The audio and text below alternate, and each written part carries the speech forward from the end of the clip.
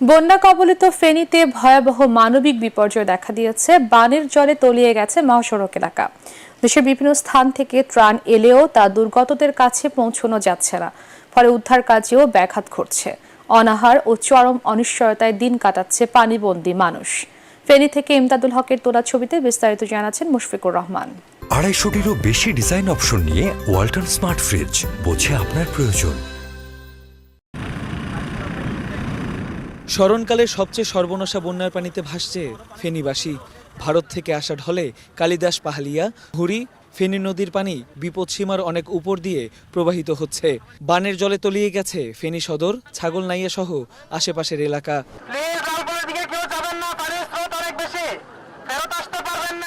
পরিবার নিয়ে মসজিদ, বাড়ির ছাদ কিংবা কলা গাছের ভেলায় ভেসে প্রাণ রক্ষার চেষ্টা করে যাচ্ছে মানুষ। পানির স্রোতে ভাসিয়ে নিয়ে গেছে অনেকের স্বজনকে। দেশের বিভিন্ন